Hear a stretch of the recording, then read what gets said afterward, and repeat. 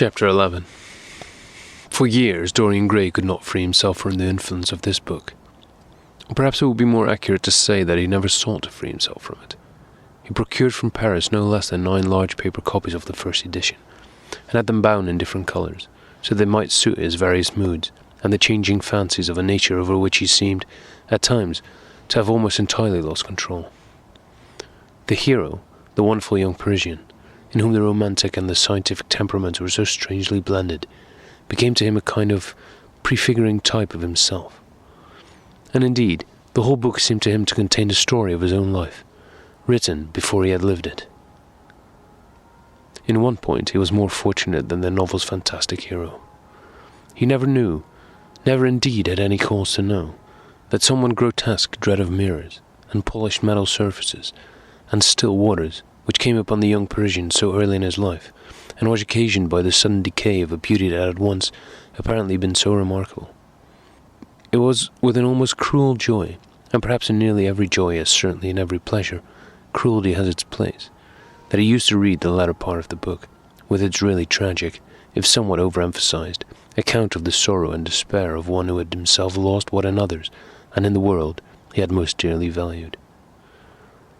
For the wonderful beauty that had so fascinated Basil Hallward, and many others besides him, seemed never to leave him, even those who had heard the most evil things against him, and from time to time strange rumours about his mode of life crept through London and became the chatter of the clubs, could not believe anything to his dishonour when they saw him. He had always the look of one who had kept himself unspotted from the world. Men who talked grossly became silent when Dorian Gray entered the room. There was something in the purity of his face that rebuked them. His mere presence seemed to recall to them the memory of the innocence that they had tarnished. They wondered how one so charming and graceful as he was could have escaped the stain of an age that was at once sordid and sensual. Often, on returning home from one of those mysterious and prolonged absences that gave rise to such strange conjecture among those who were his friends, or thought that they were so, he himself would creep upstairs to the locked room, open the door with the key that never left him now, and stand, with a mirror, in front of the portrait that Basil Hallward had painted of him, looking now at the evil and aging face on the canvas, and now at the fair young face that laughed back at him from the polished glass. The very sharpness of the contrast used to quicken his sense of pleasure. He grew more and more enamoured of his own beauty, more and more interested in the corruption of his own soul. He would examine with minute care, and sometimes with a monstrous and terrible delight, the hideous lines that seared the wrinkling forehead, or crawled around the heavy sensual mouth, wondering sometimes which were the more horrible, the signs of sin or the signs of age. He would place his white hands beside the coarse, bloated hands of the picture, and smile. He mocked the misshapen body and the failing limbs. There were moments indeed at night when, lying sleepless in his own delicately scented chamber, or in the sordid room of the little ill-famed tavern near the docks, which, under an assumed name and in disguise, it was his habit to frequent, he would think of the ruin he had brought upon his soul, with a pity that was all the more poignant because it was purely selfish. But moments such as these were rare. That curiosity about life, which Lord Henry had first stirred in him, as they sat together in the garden of their friend, seemed to increase with gratification. The more he knew, the more he desired to know. He had mad hungers that grew more ravenous as he fed them. Yet he was not really reckless, at any rate in his relations to society. Once or twice every month during the winter, and on each Wednesday evening, while the season lasted, he would throw open to the world his beautiful house, and have the most celebrated musicians of the day to charm his guests with the wonders of their art. His little dinners, in the settling of which Lord Henry always assisted him, were noted as much for the careful selection and placing of those invited, as for the exquisite taste shown in the decoration of the table, with its subtle and symphonic arrangements of exotic flowers, and embroidered cloths, and antique plate of gold and silver. Indeed, there were many, especially among the very young men, who saw, or fancied that they saw, in Dorian Gray their true realization of a type, of which they had often dreamed in Eton or Oxford days, a type that was to combine something of the real culture of the scholar with all the grace and distinction and perfect manner of a citizen of the world. To them, he seemed to be the company of those whom Dante describes as having sought to make themselves perfect by the worship of beauty. Like Gautier, he was one for whom the visible world existed. And certainly, to him, life itself was the first, the greatest of the arts. And for it, all the other arts seemed to be but a preparation. Fashion, by which what is really fantastic becomes for a moment universal, and dandyism, which, in its own way, is an attempt to assert the absolute modernity of beauty, had, of course, their fascination for him. His mode of dressing and the particular styles that from time to time he affected had their marked influence on the young exquisites of the Mayfair balls and Pall Mall Club windows, who copied him in everything that he did, and tried to reproduce the accidental charm of his graceful, though to him only half-serious, fopperies. For, while he was but too ready to accept the position that was almost immediately offered him on his coming of age, and found, indeed, a subtle pleasure in the thought that he might really become, to the London of his own day, what to imperial Neronian Rome, the author of the Satyricon once had been. Yet in his inmost heart he desired to be something more than a mere arbiter elegantiarum, to be consulted on the wearing of a jewel, or the knotting of a necktie, or the conduct of a cane. He sought to elaborate some new scheme of life that would have its reasoned philosophy and its ordered principles, and find in the spiritualizing of the senses its highest realization. The worship of the senses has often, and with much justice, been decried, men feeling a natural instinct of terror about passions and sensations that seem stronger than themselves, and that they are conscious of sharing with the less highly organized forms of existence. But it appeared to Dorian Gray that the true nature of the senses had never been understood, and that they had remained savage and animal merely because the world had sought to starve them into submission, or to kill them by pain, instead of aiming and making them elements of a new spirituality, of which a fine instinct for beauty was to be the dominant characteristic. As he looked back upon man moving through history, he was haunted by a feeling of loss. So much had been surrendered, and to such little purpose. There had been mad, wilful rejections, monstrous forms of self-torture and self-denial, whose origin was fear, and whose result was a degradation infinitely more terrible than that fancied degradation from which, in their ignorance, they had sought to escape. Nature, in her wonderful irony, driving out the anchorite to feed with the wild animals of the desert, and giving to the hermit the beasts of the field as his companions. Yes, there was to be, as Lord Henry had prophesied, a new hedonism that was to recreate life, and to save it from that harsh, uncomely puritanism that is having, in our own day, its curious revival. It was to have its service of the intellect, certainly, yet it was never to accept any theory or system that would involve the sacrifice of any mode of passionate experience. Its aim, indeed, was to be experience itself, and not the fruits of experience, sweet or bitter as they might be. Of the asceticism that deadens the senses, as of the vulgar profligacy that dulls them, it was to know nothing, but it was to teach man to concentrate himself upon the moments of a life that is itself but a moment. There are few of us who have not sometimes wakened before dawn, either after one of those dreamless nights that make us almost enamored of death, or one of those nights of horror and misshapen joy, when through the chambers of the brain sweep phantoms more terrible than reality itself, an instinct with that vivid life that lurks in all grotesques, and that lends to Gothic art its enduring vitality, this art being, one might fancy, especially the art of those whose minds have been troubled with the malady of reverie. Gradually, white fingers creep through the curtains, and they appear to tremble. In black fantastic shapes, dumb shadows crawl into the corners of the room, and crouch there.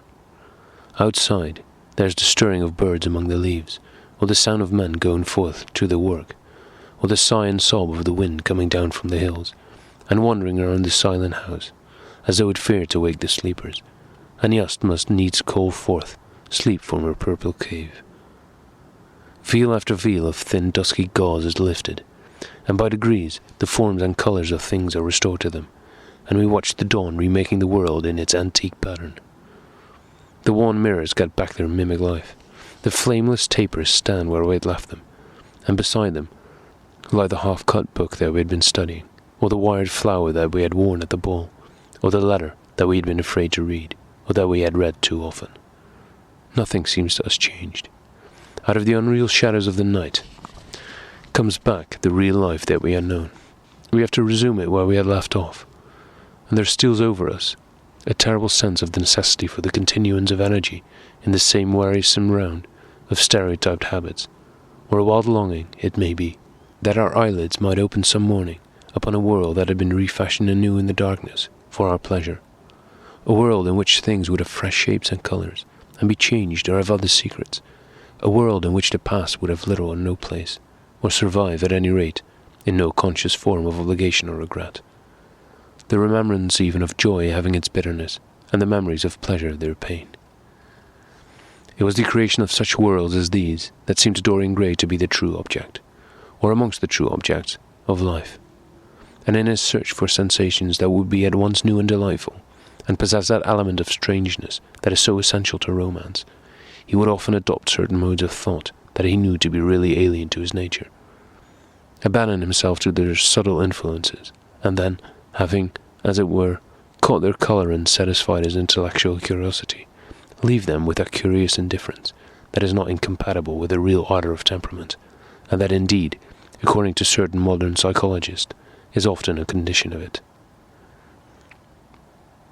It was rumoured of him once that he was about to join the Roman Catholic Communion, and certainly the Roman ritual had always a great attraction for him.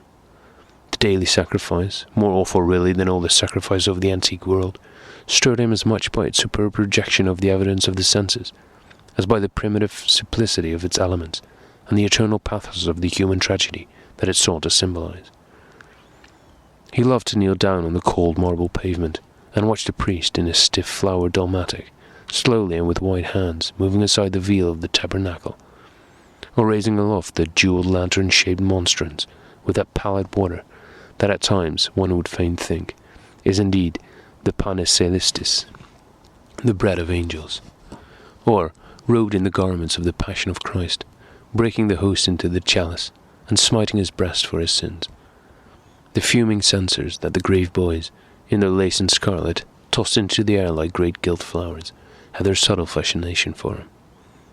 As he passed out, he used to look with wonder at the black confessionals, and longed to sit in the dim shadow of one of them, and listen to men and women whispering through the worn grating the true story of their lives. But he never fell into the error of arresting his intellectual development by any formal acceptance of creed or system, or of mistaking, for a house in which to live, an inn that is but suitable for the sojourn of a night, or for a few hours of a night in which there are no stars, and the moon is in travail. Mysticism, with its marvellous power of making common things strange to us, and the subtle antinomianism that always seems to accompany it, moved him for a season, and for a season he inclined to the materialistic doctrines of the Darwinismus movement in Germany, and found a curious pleasure in tracing the thoughts and passions of men to some pearly cell in the brain, or some white nerve in the body, delighting in the conception of the absolute dependence of the spirit on certain physical conditions, morbid or healthy, normal or diseased. Yet, as has been said of him before, no theory of life seemed to him to be of any importance compared with life itself. He felt keenly conscious of how barren all intellectual speculation is when separated from action and experiment. He knew that the senses, no less than the soul, have their spiritual mysteries to reveal. And so he would now study perfumes and the secrets of their manufacture, distilling heavily scented oils and burning odorous gums from the East. He saw that there was no mood of the mind that had not its counterpart in the sensuous life, and set himself to discover their true relations, wondering what there was in frankincense that made one mystical, and in ambergris that stirred one's passions, and in violets that woke the memory of dead romances, and in musk that troubled the brain, and in champak that stained the imagination, and seeking often to elaborate a real psychology of perfumes, and to estimate the several influences of sweet-smelling roots, and scented pollen-laden flowers, of aromatic balms, and of dark and fragrant woods, of spikenard that sickens, of avenia that makes men mad, and of aloes that are said to be able to expel melancholy from the soul.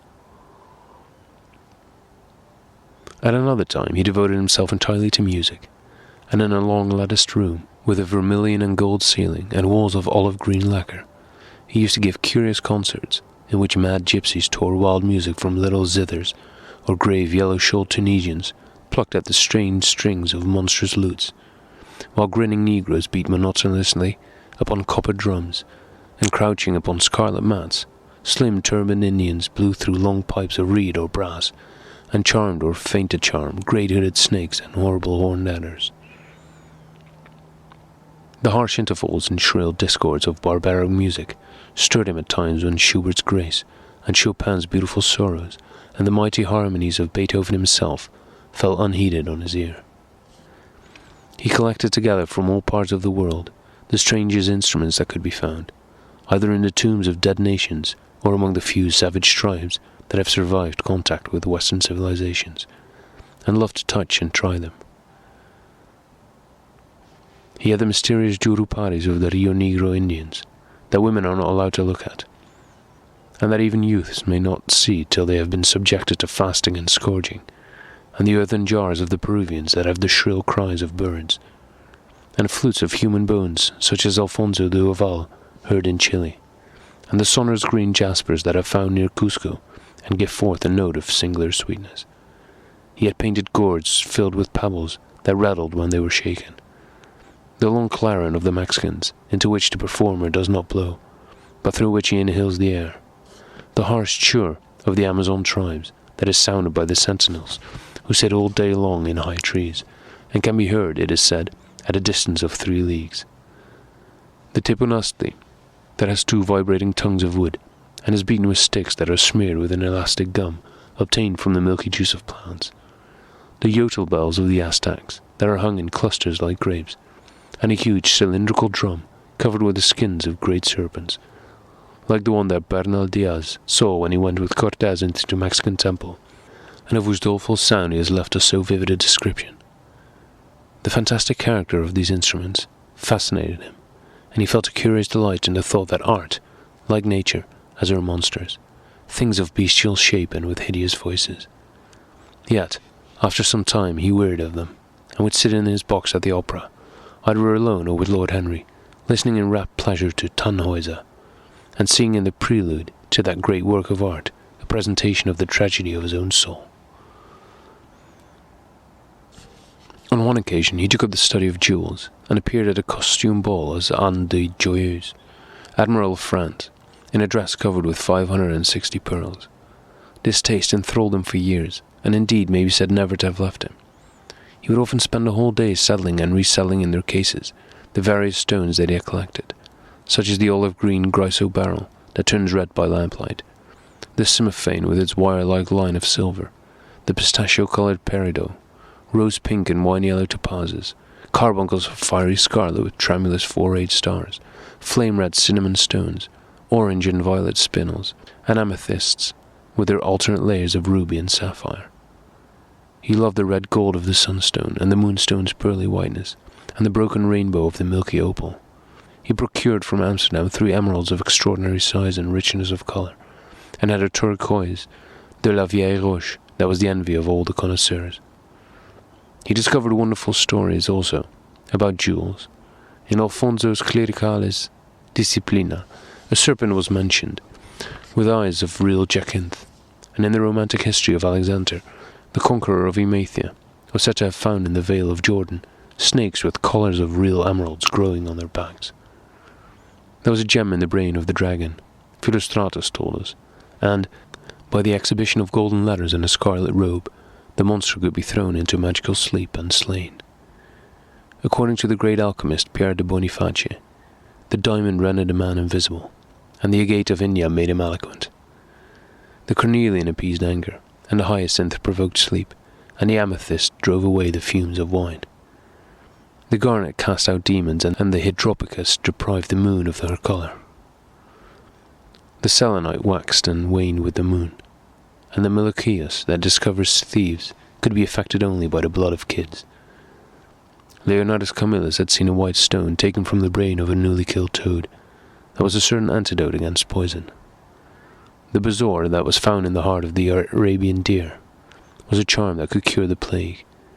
In the nests of Arabian birds was the aspalates that, according to Democritus, kept the wearer from any danger by fire. The king of Ceylon rode through his city with a large ruby in his hand at the ceremony of his coronation. The gates of the palace of John the priest were made of sardius, with the horn of the horned snake inwrought. so that no man might bring poison within. Over the gable were 2 golden apples, in which were 2 carbuncles, so that gold might shine by day and the carbuncles by night.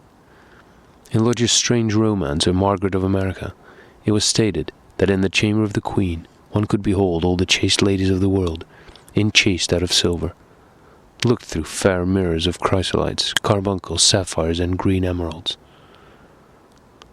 Marco Polo had seen the inhabitants of Cipangu place rose-coloured pearls in the mouths of the dead. A sea monster had been enamoured of the pearl that the diver brought to King Perozes, and had slain the thief, and mourned for 7 moons over its loss. When the Huns lured the king into the great pit, he flung it away. Procopius tells the story. Nor was it ever found again, though the Emperor Anastasius offered 500 weight of gold pieces for it. The king of Malabar had shown to a certain Venetian a rosary of 304 pearls, one for every god that they worshipped. When the Duke de Valentinos, son of Alexander VI, visited Louis XII of France, his horse was loaded with gold leaves, according to Brantome, and his cap a double rows of rubies that threw it a great light. Charles of England had ridden in stirrups hung with 421 diamonds. Richard II had a coat, valued at 30,000 marks, which was covered with Balas rubies. Hall described Henry VIII, on his way to the Tower previous to his coronation, as wearing a jacket of raised gold, the placard embroidered with diamonds and other rich stones, and a great baldric about his neck of large balasses. The favourites of James I wore earrings of emeralds set in gold filigrans. Edward II gave to Piers Gaveston a suit of red gold armour, studded with jackets, a collar of gold roses, set with turquoise stones, and a skullcap parsemé with pearls. Henry II wore jewelled gloves reaching to the elbow, and had a hawk glove sewn with 12 rubies and 52 great Orients. The ducal hat of Charles the Rash, the last Duke of Burgundy of his race, was hung with pear-shaped pearls and studded with sapphires. How exquisite life had once been! How gorgeous in its pomp and decoration! Even to read of the luxury of the dead was wonderful. Then he turned his attention to embroideries, and to the tapestries that performed the office of frescoes in the chill rooms of the northern nations of Europe. As he investigated the subject, and he always had an extraordinary faculty of becoming absolutely absorbed for the moment in whatever he took up, he was almost saddened by the reflection of the ruin that time brought on beautiful and wonderful things. He, at any rate, had escaped that. Summer followed summer, and the yellow jonquils bloomed and died many times, and nights of horror repeated the story of their shame. But he was unchanged. No winter marred his face or stained his flower-like bloom. How different it was with material things. Where had they passed to? Where was the great crocus-coloured robe on which the gods fought against the giants that had been worked by grown girls for the pleasure of Athena? Where the huge velarium that Nero had stretched across the Colosseum at Rome, that tightened sail of purple on which was represented the starry sky, and Apollo driving a chariot drawn by white gilt-reined steeds? He longed to see the curious table napkins wrought for the priest of the sun, on which were displayed all the dainties and viands that could be wanted for a feast. The mortuary cloth of King Chilperic, with its 300 golden bees, the fantastic robes that excited the indignation of the Bishop of Pontus, and were figured with lions, panthers, bears, dogs, forests, rocks, hunters, all in fact that a painter can copy from nature. And the coat that Charles of Orleans once wore, on the sleeves of which were embroidered the verses of a song beginning, Madame, je suis tout joyeux, the musical accompaniment of the words being wrought in gold thread, and each note, of square shape in those days, formed with 4 pearls. He read of the room that was prepared at the Palace of Reims for the use of Queen Joan of Burgundy, and was decorated with 1,321 parrots, made in embroidery, and blazoned with the king's arms, and 561 butterflies, whose wings were similarly ornamented with the arms of the queen, the whole worked in gold. Catherine de Medici had a mourning bed made for her of black velvet powdered with crescents and suns. Its curtains were of damask, with leafy wreaths and garlands, figured upon a gold and silver ground, and fringed along the edges with broideries of pearls, and it stood in a room hung with rows of the queen's devices in cut black velvet upon cloth of silver. Louis XIV had gold-embroidered caryatides, 15 feet high in his apartment, The staid bed of Sobieski, King of Poland, was made of Smyrna gold brocade embroidered in turquoise with verses from the Koran. Its supports were of silver gilt, beautifully chased, and profusely set with enamelled and jewelled medallions. It had been taken from the Turkish camp before Vienna, and the standard of Mohammed had stood beneath the tremulous gilt of its canopy. And so, for a whole year, he sought to accumulate the most exquisite specimens that he could find of textile and embroidered work, getting the dainty Delhi muslins, finely wrought with gold thread palmates, and stitched over with iridescent beetles' wings. The Dhaka gauzes, that from their transparency are known in the East as woven air and running water and evening dew. Strange figured cloths from Java, elaborate yellow Chinese hangings, books bound in tawny satins or fair blue silks, and wrought with fleurs-de-lis, birds and images, fields of lacquer worked in Hungary point, Sicilian brocades and stiff Spanish velvets, Georgian work with its gilt coins, and Japanese fukusas, with their green-toned golds and their marvellously plumaged birds. He had a special passion also for ecclesiastical vestments, as indeed he had for everything connected with the service of the church. In the long cedar chests that lined the west gallery of his house, he had stored away many rare and beautiful specimens of what is really the raiment of the bride of Christ, who must wear purple and jewels and fine linen, that she may hide the pallid and macerated body that is worn by the suffering that she seeks for, and wounded by self-inflicted pain. He possessed a gorgeous cope of crimson silk and gold thread damask, figured with a repeating pattern of golden pomegranates set in six-petaled formal blossoms, beyond which on either side was the pineapple device, wrought in seed pearls.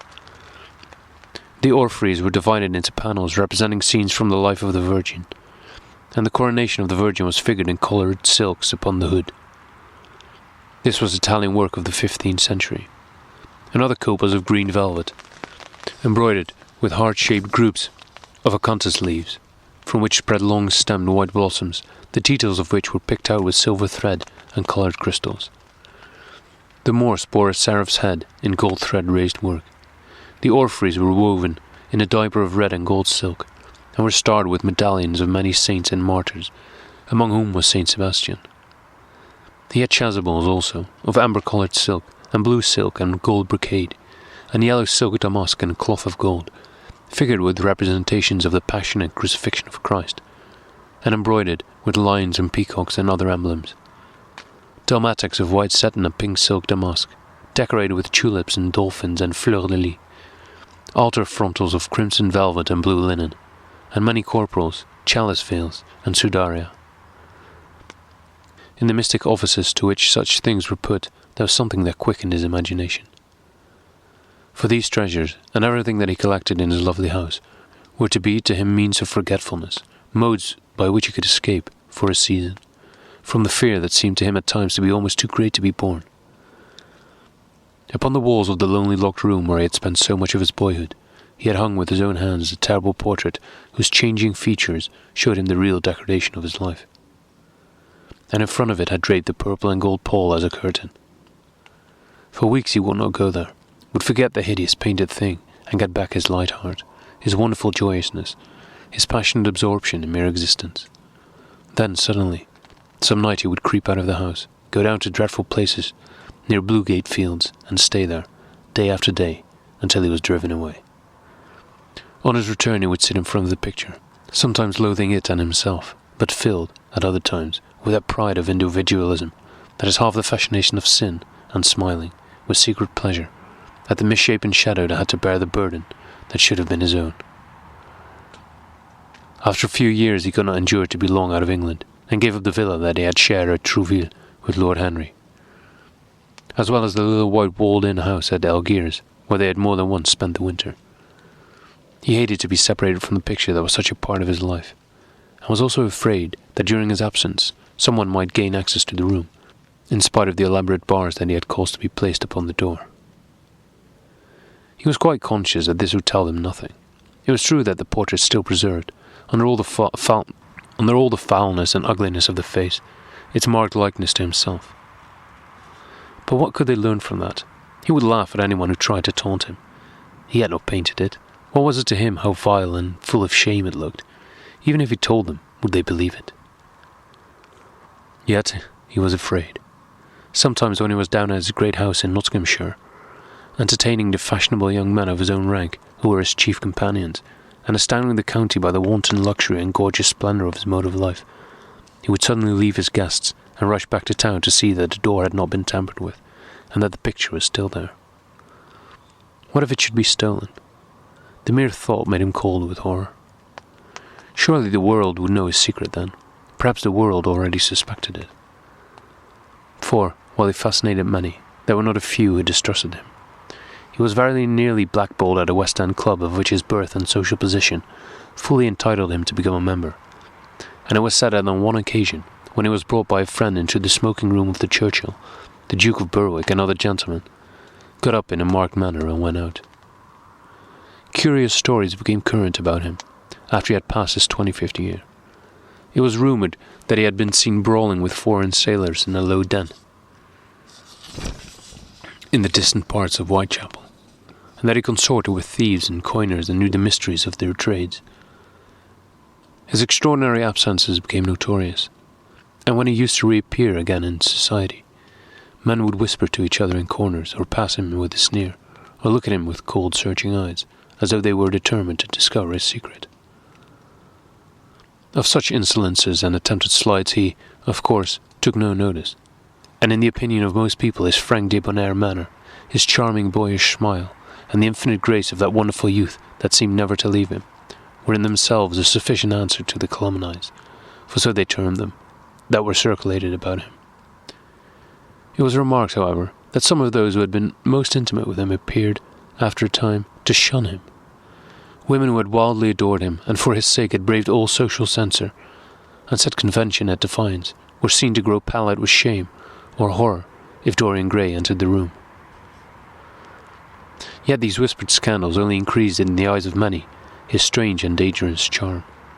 His great wealth was a certain element of security. Society, civilized society at least, is never very ready to believe anything to the detriment of those who are both rich and fascinating. It feels instinctively that manners are of more importance than morals, and, in its opinion, the highest respectability is of much less value than the possession of a good chaff. And after all, it is a very poor consolation to be told that the man who had given one a bad dinner, or poor wine, is irreproachable in his private life. Even the cardinal virtues cannot atone for half-cold entrees, as Lord Henry remarked once, in a discussion on the subject. And there is possibly a good deal to be said for his view. For the canons of good society are, or should be, the same as the canons of art. Form is absolutely essential to it. It should have the dignity of a ceremony, as well as its unreality, and should combine the insincere character of a romantic play with the wit and beauty that make such plays delightful to us. Is insincerity such a terrible thing? I think not. It is merely a method by which we can multiply our personalities. Such, at any rate, was Dorian Gray's opinion.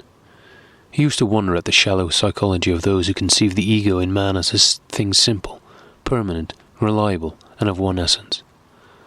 To him, man was a being with myriad lives and myriad sensations, a complex, multiform creature that bore within itself strange legacies of thought and passion, and whose very flesh was tainted with the monstrous maladies of the dead. He loved to stroll through the gaunt, cold picture gallery of his country house and look at the various portraits of those whose blood flowed in his veins. Here was Philip Herbert, described by Francis Osborne in his memoirs on the reigns of Queen Elizabeth and King James, as one who was caressed by the court for his handsome face, which kept him not long company. Was it young Herbert's life that he sometimes led? Had some strange poisonous germ crept from body to body, till it had reached his own? Was it some dim sense of that ruined grace that had made him so suddenly, and almost without cause, give utterance, in Basil Hallward's studio, to the mad prayer that has so changed his life? Here, in gold-embroidered red doublet, jewelled surcoat, and gilt-edged ruff and wristbands, stood Sir Anthony Sherard, with his silver and black armour piled at his feet. What had this man's legacy been? Had the lover of Giovanna of Naples bequeathed him some inheritance of sin and shame? Were his own actions merely the dreams that the dead man had not dared to realize? Here smiled Lady Elizabeth Devereux, in her gauze hood, pearl stomacher, and pink slashed sleeves. A flower was in her right hand, and her left clasped an enamelled collar of white and damask roses. On the table by her side lay a mandolin and an apple. There were large green rosettes upon her little pointed shoes. He knew her life, and the strange stories that were told about her lovers. And he something of her temperament in him. These oval, heavy-lidded eyes seemed to look curiously at him. What of George Willoughby, with his powdered hair and fantastic patches? How evil he looked! The face was saturnine and swarthy, and the sensual lips seemed to be twisted with disdain. Delicate lace ruffles fell over the lean yellow hands that were so overladen with rings. He had been a macaroni of the 18th century, and the friend in his youth of Lord Ferrars. What of the second Lord Beckenham, the companion of the Prince Regent in his wildest days, and one of the witnesses at the secret marriage with Mrs. Fitzherbert? How proud and handsome he was, with his chestnut curls and insolent pose. What passions had he bequeathed? The world had looked upon him as infamous. He had led the orgies at Carlton House. The Star of the Garter glittered upon his breast. Beside him hung the portrait of his wife, a pallid, thin-lipped woman in black. Her blood also stirred within him. How curious it all seemed. And his mother with her Lady Hamilton face, and her moist, wine-dashed lips. He knew what he had got from her. He had got from her his beauty, and his passion for the beauty of others. She laughed at him in her loose Bacchanti dress. There were vine leaves in her hair. The purple spilled from the cup she was holding. The carnations of the painting had withered, but the eyes were still wonderful in the depth and brilliancy of colour. They seemed to follow him wherever he went. Yet one had ancestors in literature, as well as in one's own race, nearer perhaps in type and temperament, many of them, and certainly with an influence of which one was more absolutely conscious. There were times when it appeared to Dorian Gray that the whole of history was merely the record of his own life, not as he had lived it in act and circumstance, but as his imagination had created it for him, as it had been in his brain and in his passions. He felt that he had known them all, those strange, terrible figures that had passed across the stage of the world and made sin so marvellous and evil so full of subtlety. It seemed to him that in some mysterious way their lives had been his own. The hero of the wonderful novel that had so influenced his life had himself known this curious fancy. In the 7th chapter he tells how, crowned with laurel, lest lightning might strike him, he had sat, as Tiberius, in a garden at Capri, reading the shameful books of Elephantis, while dwarfs and peacocks strutted round him, and the flute player mocked the swinger of the censer. And as Caligula he had caroused with the green-shirted jockeys in their stables, and supped in an ivory manger with a jewel-from-leaded horse, and as Dormitian had wandered through a corridor lined with marble mirrors, looking round with haggard eyes for the reflection of the dagger that was to end his days, and sick with that ennui, that terrible tedium vitae, that comes on those to whom life denies nothing, and had peered through a clear emerald at the red shambles of the circus, and then, in a litter of pearl and purple drawn by silver-shod mules, been carried through the street of pomegranates to a house of gold, and heard men cry on Nero Caesar as he passed by, and, as Elagabalus had painted his face with colours, and plied the distaff among the women, and brought the moon from Carthage, and given her in mystic marriage to the sun. Over and over again Dorian used to read this fantastic chapter, and the 2 chapters immediately following, in which, as in some curious tapestries or cunningly wrought animals, were pictured the awful and beautiful forms of those whom vice and blood and weariness had made monstrous or mad.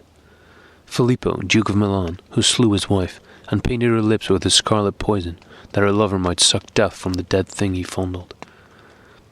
Pietro Barbi, the Venetian, known as Paul II, who sought in his vanity to assume the title of Formosus, and whose tiara, valued at 200,000 florins, was bought at the price of a terrible sin. Gian Maria Visconti, who used hounds to chase living men, and whose murdered body was covered with roses by a harlot who had loved him. De Borgia on his white horse, with fratricide riding beside him, and his mantle stained with the blood of Perotto. Pietro Riario, the young Cardinal Archbishop of Florence, child and minion of Sixtus IV, whose beauty was equalled only by his debauchery, and who received Leonora of Aragon in a pavilion of white and crimson silk, filled with nymphs and centaurs, and gilded a boy that he might serve at the feast as Ganymede or Hylas. Azelin, whose melancholy could be cured only by the spectacle of death, and who had a passion for red blood, as other men have for red wine. The son of the fiend, as was reported, and one who had cheated his father at dice when gambling with him for his own soul.